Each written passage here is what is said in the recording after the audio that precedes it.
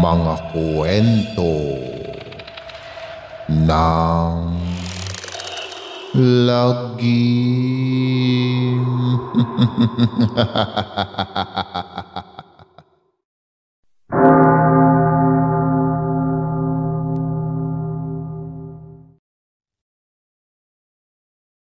Kamusta na mga giliw naming tagapakinig?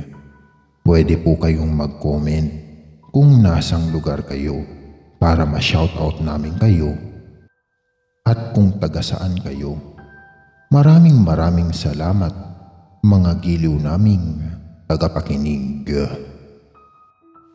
Lumaki akong si Tatang, ang kinikilalang batas, lalong-lalo na sa loob ng aming tahanan. Ang bawat sasabihin at mamumutawi sa kanyang labi ay hindi nababalik. Ni minsan ay hindi ko man lang nakitang lumuha ang padre di pamilya ng aming tahanan. Sobrang tigas ng puso nito. Kaya lumaki kaming magkakapatid na may malaking takot sa kanya. Bawal magpagabi sa langsangan. Bawal bumarkada. 6:00 pa lang ng hapon, dapat ay nasa loob na ng bahay. Sabay-sabay at dapat kumpleto rin ang pamilya namin sa pagtulog sa hapagkainan. May kanya-kanya rin kaming toka sa mga gawaing bahay, etc. etc. Minsan, naisip ko nang magrebelde dahil sa labis niyang pagdidisiplina. Umiyak na lang ako ng palihim dahil tiyak na makakagalitan ako pag nakitang ngumungoy-ngoy at baka tamaan lang ako ng umaatikabong sermon. Sa aking murang kaisipan ay nagtanim ako ng panibugho. Nang galit kong makatuwiran pa ba ang pagpaparusa niya sa aming magkakapatid kung nakagagawa kami ng kasalanan. Naroong paluhurin kami sa munggo at asin, isako at ibitin sa puno, padapain at saka papaluin sa puwet na kulang na lang ay sumabog ang ihi sa sobrang sakit. Sunod na ang walang katapusang sermon habang kaharap ang pagkain. Inang, bakit ganon si Tatang? Hindi ba niya kami mahal? Minsan ay naitanong ko sa aming inang. Maniwala kayo mga anak, mahal kayo ng tatang ninyo. Iba lang ang ginagawa niyang pagdidisiplina para matuto kayo sa buhay. Balang araw ay maiintindihan ninyo siya. Palaging paliwanag ni inang sa amin noon. Madalas din itong nagbibida sa inuman ng tuba pag dinarayo ng mga kasamahan sa pangingisda. Madalas ay naririnig ko pa ang aking pangalan. Yang anak kong panganay si Junjun mga pre. Hindi ko na pinakinggan pa ang sunod niyang ipinagbibida sa inuman dahil sa takot kong marinig na ipinahihiya niya ako sa kanyang mga kaibigan. Sobra na talaga si Tatang. Pati ako ay ginagawang pulutan sa kanilang inuman at mas nadadagdagan pa nga ang kinikimkim kong sama ng loob sa kanya. Pues ipapakita ko kay Tatang na mali siya dahil magaling ako. Makikita niya, magsisikap ako at magtatagumpay. Itinanim ko sa mura kong isipan upang balang araw ay ipamukha ko sa aking ama na mali siya ng panghuhusga agad sa akin. Kung kaya't Simula noon ay pinaghusayan ko pa ang aking pag-aaral hanggang sa sumapit ang nalalapit kong pagtatapos sa sekundarya. Subalit, napansin ko rin na palagi na lang gabing-gabi na kung umuwi ang aming ama galing sa karagatan. Minsan magdamag at inaabot pa ng kinabukasan. Sa isip ko ay mas mabuti yun para naman hindi kami masyadong napagtutuunan nito ng pansin. Napapa-ismit na lang ako tuwing sasalubungin ito ni inang at pupunasan ng pawis. Kala mo ay kung sinong hari na may tagasilbi. Inis ko pang naiisip. Bukas, Wado, ay graduation na ni Junjun. Kailangang dalawa tayong umakyat sa stage dahil valedictorian ng anak mo. Masayang balita at salubong ni inang sa kanya. Kailangan pa bang dalawa tayo? Ikaw na lang, Susan, at hindi maaaring hindi ako mangisda. Wala tayong kakainin. Mahinahon itong sagot. Sa puso ko ay nakaramdam ako ng iba yung kirot. Bakit kaya ayaw akong samahan ni Tatang sa isang mahalagang bahagi ng aking buhay? Siguro ay napahiya ito sa sarili dahil simula pa lang na ipinamumukha ko sa kanya na kaya kong makapagtapos, di tulad ng pinagkukwento nito sa mga kasamahang mangingisda. Simula pa lang yan, Tatang. Simula pa lang yan. Nagpupugay ang aking puso dahil natalo ko ang aking ama sa kauna-unahang pagkakataon. Kinabukasan, habang nagtatalumpati ako sa entablado, ay parang nakita ko naman si Tatang sa likod ng isang puno at nagkukubli. Nakangiti pa siyang nakatanaw sa akin at parang nagpunas ng luha sa mata. Nang magtayuan ng mga tao upang gawaran ako ng masigabong palakpakan, ay kita kong nakikipalakpak din ang aking Tatang. Pagkatapos ay agad nang tumalilis paalis nang makitang pababa na ako ng stage. Si Tatang nga ba talaga iyon? Pero sinabi naman niya kagabi na hindi siya makakarating sa aking graduation. O baka naman guni-guni ko lang dahil sa obsession kong ipinamukha sa aking ama na magaling ako. Hindi ka magtatrabaho habang nag-aaral, Junjun. Pag-aaral lang sa kolehiyo sa bayan ang atupagin mo at ako na ang bahala sa lahat. Pero Tatang, saan tayo kukuha ng pang-tuition ko? Hayaan yung nang tulungan ko kayo. Isa pa ay kaya ko pong pagsabayin ang pag-aaral at pagtatrabaho. Huwag naman ho kayong hambog. Mulat po ako sa katotohanang mahirap lang tayo. Aminin nyo rin minsan na hindi nyo rin kaya. Babaan nyo naman ang pride ninyo, Tatang. Sa kauna-unahang pagkakataon ay nagawa kong sumagot sa aking ama. Isang malakas na suntok ang pinadapo niya sa aking mukha ng aking ikinagulat. Wala kang karapatang pagsalitaan ako ng ganyan. Ako ang masusunod sa pamamahay na ito habang pinapakain pa kita. Pag-aaral lang ang atupagin mo, tapos ang usapan natin. Mariing wika nito sa aking sabay alis ng bahay. Umiiyak naman si inang na dinaluhan ako. Inang, Wala ho akong masamang ibig sabihin. Gusto ko lang pong tulungan kayo ni Tatang. Palagi na lang ako ang mali. Humihikbi kung paliwanag. Alam ko anak, alam ko, pero hayaan mo na ang tatang mo sa gusto niya ha? Ani ni Inang. Ang yabang mo talaga Tatang. Aber, tignan ko nga ang hambog mo kung talagang kaya mo akong mapag-aral sa kolehiyo.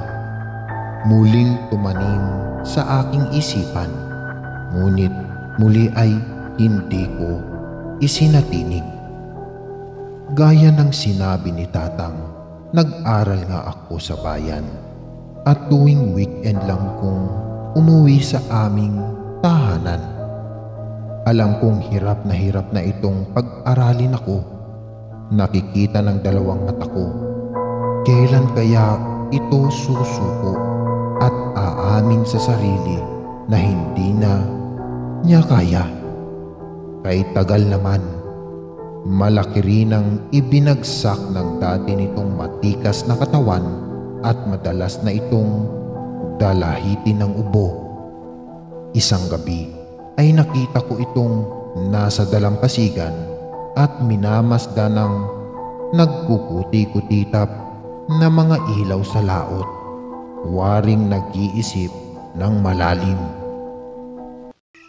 Mamaya-maya pa ay nilapitan ito ni Inang. Wado, "Ko, ikaw na matanda ka. Halina sa loob. Malamig dito sa labas at matulog na tayo dahil maaga pa tayong pupunta bukas sa bayan para maglako ng huling isda. Ito, inumin mo muna itong salabat para maginhawaan ang pakiramdam mo at kainin mo itong nilagang saging na natira kanina dahil hindi ka kumain ng kanin. Pasensya na at kinapos ang niluto ko. Paano ay nagtitipid tayo para sa bayarin ni Junjun sa eskwela?" Ani ni Inang. Nakita ko itong tumango at sa kagutom na isinubo ang nilagang saging. "Tulog na ba ang mga bata? Ikaw ba ay kumain na? Lahat ba ng anak mo ay kumain na? Si Junjun, kumain ba ng maayos?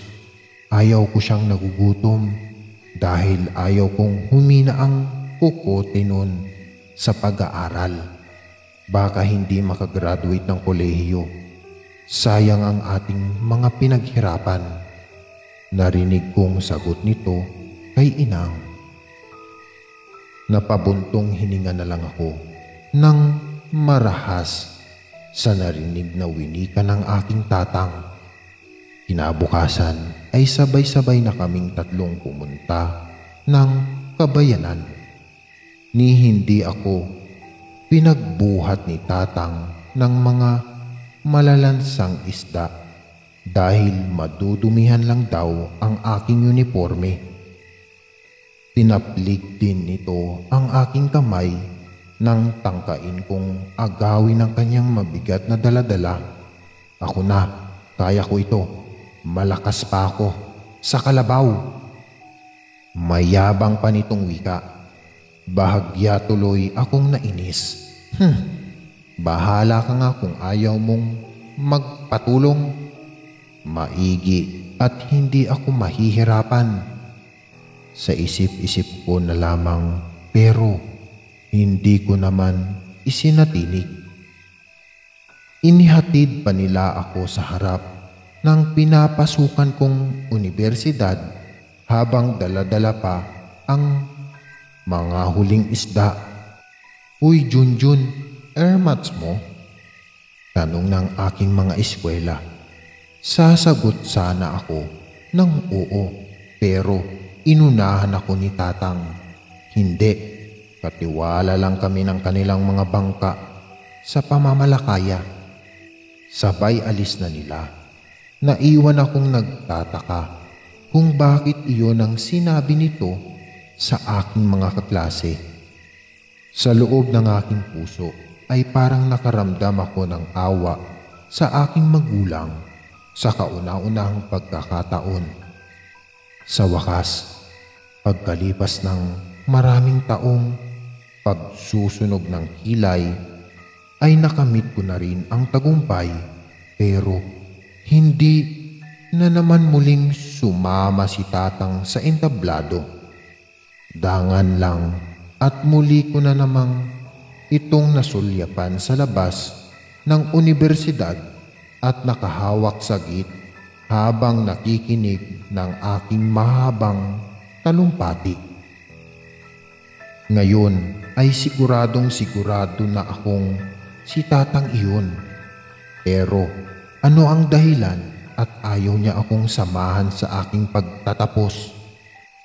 Ni ayaw niya akong lapitan upang batiin man lang. Dapat nga ay yabangan niya ako at sabihin sa aking, "Nakita mo, Junjun, na kaya kong pag-aralin ka. Bilib ka na ba sa akin?" Kung ganon, ay siya na nga ang magaling.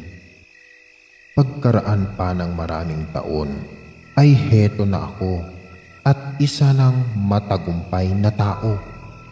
May sasakyan, magarang bahay, negosyo at maraming pera. Pero ang aking tatang kahit kailan ay hindi tumanggap ng kahit ano buhat sa akin. Katwiran nito, hanggang kaya ko pa ay itataguyod ko ang mga kapatid mo. Huwag mo kaming alalahanin. Sarili mo ang intindihin mo at pagbutihin mo. Kaya ko pa silang buhayin. Malakas pa ako sa kalabaw. Tatang, hanggang ngayon ay napakataas pa rin ng pride mo. Gustong gusto ko na siyang sumbatan kung bakit siya ganyan. Hindi bali, darating din ang araw na iyon na titiyak ko at lahat ng sama ng loob ko, ultimo kaliit-liitan, ay sasambitin ko sa kanyang harapan. Sa tingin ko ay dumating na nga ang araw ng aking pinakahihintay dahil isang tawag ang aking natanggap buhat sa aking inang. "Junjun anak, kailangan mong umuwi. Ang tatang mo may sakit. Ayaw magpadala sa ospital. Gastos lang daw at palaging tinatawag ang pangalan mo. Magmadali kang umuwi anak." Umiiyak nitong pagbabalita sa akin. Ha? Tinamaan din pala ng sakit at kahinaan ng pinakamalakas at mayabang na kalabaw? Hindi ko maiwasang maisantinig habang kausap si inang sa telepono. "Anong klase kang anak upang pagsalitaan mo ng ganyan ang ama mong nagpakahirap para maabot mo ang lahat ng kaginhawaan mong tinatamasa ngayon?" Narinig kong sumbat ng aking inang sa kabilang linya. "Inang, pasensya na po. Hindi po ganon. Ang sa akin lang." Pinagbagsakan at pinatayan na agad ako ng telepono ng aking inang. Ni hindi man lang nito ako pinagpaliwanag. Dahil sa nangyari ay napilitan na nga akong agad magbiyahe pabalik sa aming probinsya. Si tatang ay matitiis ko pero hindi ang galit ni inang. Habang binabagtas ng sasakyan ko ang bayan namin ay nakita ko si Mang Julio, kabarkada ni tatang sa pag-iinuman ng tuba noon. "Mang Julio, kayo ho ba ay pauwi na? Halina ho kayong sumabay sa akin." Alok ko na agad namang pinaunlakan ng matanda at nag-aalangan pang umupo sa magarang upuan ng aking sasakyan. "Ikaw na ba si Junjun, anak ni Wado? Naku, tignan mo nga naman, asinsado ka na nga pala. Tama nga ang tatang mo na magiging matagumpay ka sa buhay. "Ho, sinabi yun ni Tatang sa inyo? Pero ang akala ko ay..." Nagulat kong tanong dahil hindi ko inaasahan na ganun ang sasabihin nito. "Oh, oo, batang are, hindi lang basta sinabi. Halos tuwi na lang pag kami ay nag-iinuman ng tuba ng tatang mo ay palagi kang bukang bibig at ipinagmamalaki. Minsan nga ay gusto ko nang suntukin ang ngalangala dahil nasasalinsing na ang tenga ko sa kauulit ng pagmamalaki sa kanyang panganay na anak. Makikita nyo, mga pare ko, si Junjun ko magiging asinsado sa buhay. Hindi yun magagaya sa akin. Kaya lahat ay ginagawa ko para mapagtapos siya sa pag-aaral dahil balang araw siya ang babago ng aming kapalaran." Mahabang pagkukwento ni Mang Julio sa akin na may ngiti sa labi. "Nakakatuwa naman. Kita mo na, hindi nga nagkakamali ang ama mo sa iyo. Ibang-iba ka na ngayon. Sigurado kong nakakapag-inom pa si Paring Wado at walang sakit, ay tiyak aakitin ulit akong uminom ng tuba at ikaw na naman ang bukang bibig at ipinagmamalaki." Hindi ko namalayan na bumagsak na pala ang luha ko habang nakikinig sa matandang mangingisdang aking kaharap. "Alam mo bang napakaswerte mong bata ka dahil katulad ni Paring Wado ang naging ama mo. Napakalakas ng loob ng taong iyon at may paninindigan. Ang gabi ay halos gawin ng araw sa pagtatrabaho para mapagtapos ka lang ng pag-aaral. Napakaresponsabling ama na may pangarap para sa mga anak. Napakasipag na tao at palagi niyang sabi noon, dahil kailangan ni Junjun ko ng pangmatrikula at pangbaon, bawal akong mapagod." Hindi ko alam na napayakap na pala ako sa matandang aking kaharap habang hindi ko mapigilang lalong maluha. "Maraming salamat po, Mang Julio. Mabuti at nakausap ko kayo ngayon." Bigla akong nagising sa maling akala sa aking ama. Maling-mali pala ako, ani ko habang nagpupunas ng luha. Kayong mga bagong sibol talaga. Marami pang mga bagay na napakababaw ng pananaw sa buhay. Manhid sa mga nangyayari sa kapaligiran. Mahal ka ng iyong ama kung alam mo lang. Kunyari lang siyang matigas pero pagbubuksan mo ang laman ng puso, daig pa ang mamon sa lambot pagdating sa kanyang pamilya. Maswerte ka bata at naging anak ka niya. Akbay at tapik nito sa aking balikat. "Siya ako ay diyan na lang bababa, iho. Mag-usap kayong mag-ama. Kulang lang siguro kayo sa komunikasyon." Malakas na boses ni Mang Julio dahil napalampas ito sa babaan dahil sa kakakwento sa akin. Dagdag na kwento pa ni Mang Julio, kahit daw may sakit ang kanyang tatang ay patuloy pa rin yung pumapalaot ng walang palya. Ulanan at arawan sa gitna ng karagatan, may maiuwi lang na isda upang ibenta sa kabayanan. Wala daw itong pinapalampas na pagkakataon kahit nagsusungit ang panahon upang kumita lang ng pera para sa kanya at kanyang mga kapatid para matustusan ang kanilang pag-aaral noon. Kung ganun ay dakila pala ang kanyang ama. Bakit ngayon lang niya napagtanto ang lahat? Kung hindi pa niya nakausap si Mang Julio ay mananatiling mali ang kanyang pagkakakilala sa sariling ama. Sana'y makabawi pa ako sa iyo, Tatang. Sana'y hindi pa huli ang lahat upang ipakita ko sa iyo at iparamdam ang bunga ng iyong pagpapagal sa amin.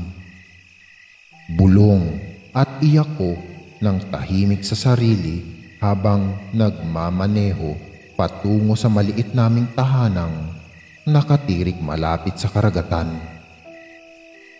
Kalahating oras na akong nakarating sa aming bahay, pero nananatiling nasa labas lang ako. Nahihiya akong pumasok. Nahihiya talaga ako. Hiyang-hiya sa aking tatang. Hindi ko alam kung paano ko siya haharapin at kakausapin. Diretso sa pag-agos ang aking luha at patuloy na nagsisisi. Ang sama-sama ko palang anak. Anak, andyan ka na pala. Kanina ka pa ba?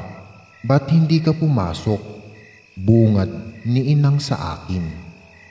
Sa halip na sumagot, dito ay napahagulgol na lang ako sa aking kinatatayuan. Inalo naman ako nito at pinatahan.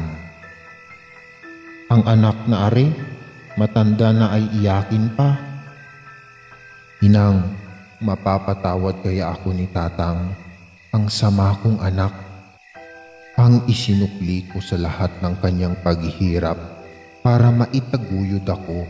Kami sa pag-aaral ay maling paghusga at akala. Ang akala ko kasi hindi niya ako mahal, na mayabang siya. Yun pala ay ako ang kanyang ipinagyayabang sa lahat.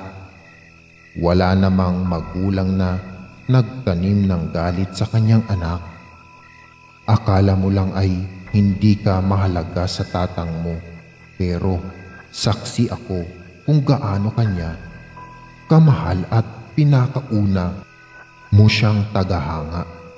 Maaaring hindi niya maipakita iyon ng harapan dahil ang iyong tatang ay kunyaring matigas at hindi emosyonal. Alam mo naman lalaki, pero madalas din iyong lumuluha ng palihim. Ayaw lang ipakita sa atin. Proud na proud siya sa iyo, anak, dahil ikaw ang nakaabot ng dating pangarap lang niya noon. Patawarin mo ang iyong ama kung sa akala mo ay nagkulang siya. Kung sa akala mo din ay hindi ka mahalaga. Kung sa akala mo ay di siya pumupunta at hindi ka sinasamahan sa pag-akyat sa stage pag nagtatapos ka. Pero anak, dumarating siya at malakas na pumapalakpak para sa iyo. Nahihiya lang siyang magpakita, makipagkamay at makisalamuha sa maraming tao dahil puno ng kalyo ang kanyang mga kamay sa kakatrabaho. Nanliliit siyang makatabi ang ibang tao, pati sa iyo na mismong kanyang anak na isa ng edukado dahil siya ay elementarya lamang ang natapos. Ikinahihiya niya ang kanyang sarili dahil mangingisda lang siya. Kung sa akala mong siya ay mayabang, kabaliktaran iyon sa kanyang nararamdaman dahil ang totoo ay minimenos niya ang kanyang sarili. Ultimong isusubo na lang niya ay isusubo pa niya sa inyong magkakapatid. Ganyan siya kabuting padre di pamilya ng ating tahanan. Ang mahalaga ngayon, anak, ay nakilala mo na ang totoong tatauhan ng tatang mo. Kaya halika na sa loob dahil kahit hindi sabihin ng tatang mo ay alam kong kanina pa siya naghihintay sa iyong pagdating. Akit ni inang sa akin. Pinunas ko ang aking luha at sabay na nga kaming pumasok ni inang sa loob na magkahawak kamay. Nadatnan ko si tatang na payapang natutulog sa katring higaan sa kwarto. Hapis ang mukha at napakapayat. Dala marahil ng mabigat ng pagtatrabaho sa dagat. Lumapit ako sa kanyang tabi at naupo sa kanyang gilid. Muli akong napaiyak nang makita nga ang kanyang mga kamay na nagsusugat at nangangapal sa kalyo. Maitim at matutuyong balat, dulot marahil ng matinding sikat ng araw sa gitna ng karagatan. Marahan kong hinawakan ang kanyang kamay at saka pinagmasdan. Kusa namang tumulo ang luha ko kahit anong pagpipigil ko. Dala ng labis na emosyon at awa ay nahalkan ko iyong habang nag-uunahang pumapatak ang aking luha. Lalaki ako pero kahit na sinong anak na lalaki man o babae ay tiyak na iiyak pag nakita ang katibayan at ebidensya ng sobrang kasipagan ng ating mga magulang, maitaguyod lang ang pamilya. Naramdaman ko na lang, nagising na pala si tatang at nakangiti sa akin ng napakaganda. Ngiting ngayon ko lang nasilayan sa kanya. Ginugulo din ito ang aking buhok. Hindi ko na napaglabanan ang aking emosyon at natuluyan akong napayakap sa kanya habang sinasambit ang mga katagang, "Patawad tatang, suntukin mo na ako kahit paulit-ulit. Payag ako dahil masama akong anak." Ngunit paulit-ulit din itong umiling, "Hindi anak, hindi ka masama.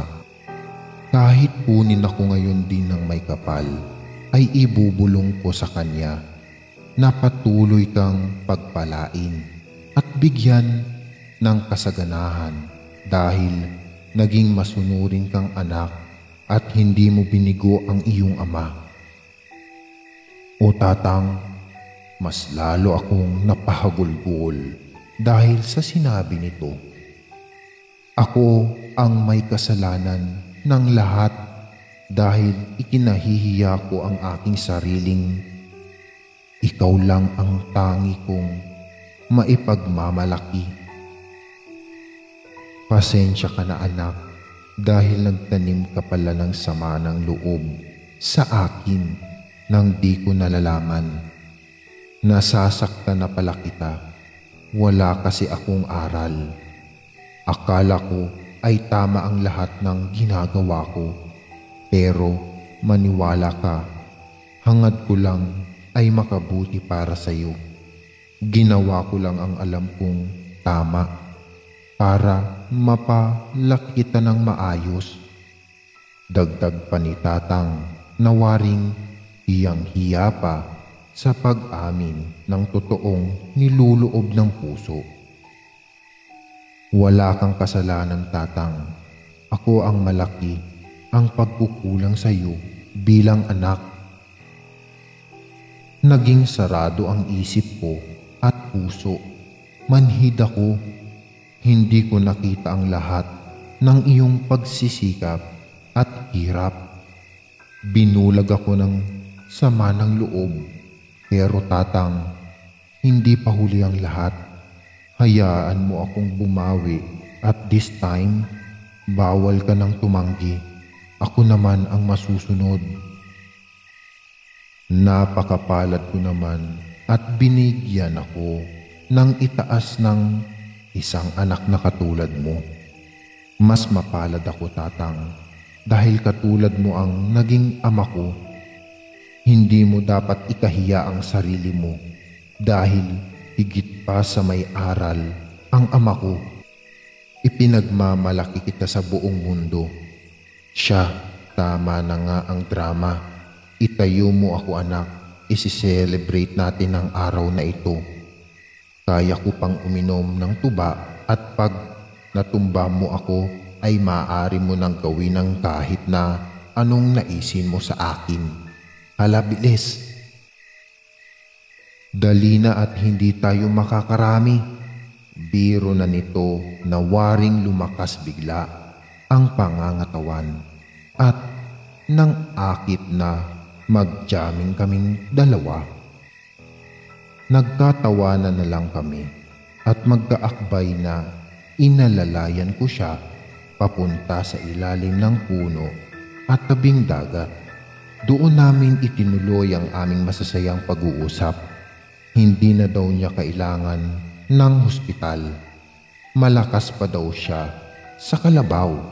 Ang presensya ko daw ay higit pa sa pinakamabisang gamot sa buong mundo. Simula nga noon ay naging malapit na kami ni Tatang sa isa't isa. Madalas na mapataob ako nito sa inuman ng tuba tuwing umuwi ako ng probinsya. Hindi ko rin sila mapilit na sumama sa akin sa lungsod dahil ayaw ng dalawang matanda. Mas manghihina lang daw sila doon dahil hindi sariwa ang hangin at mga pagkain.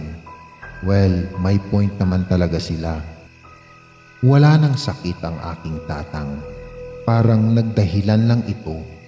Lumakas na muli ang kanyang pangangatawan na ipinagpapasalamat ko ng labis sa Diyos dahil binigyan niya ako ng sapat na panahon upang bumawi kay Tatang.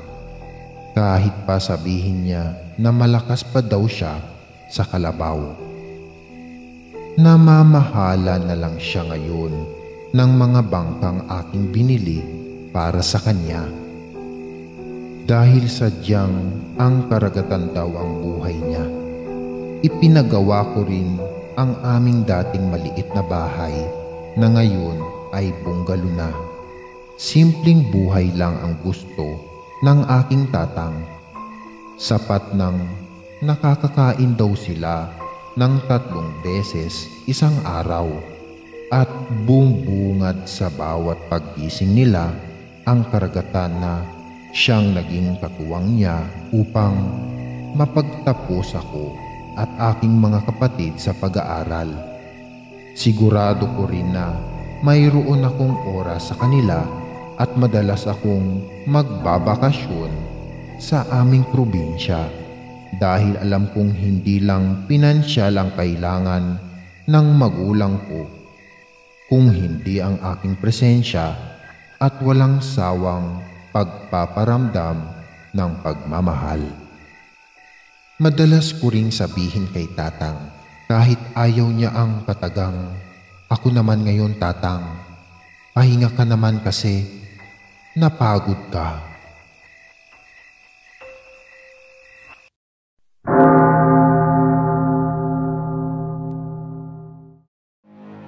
Maraming salamat mga giliw naming tagapakinig. Huwag po nating kalimutan mag-subscribe at mag-like ng ating channel para sa mga kwento ng lagi.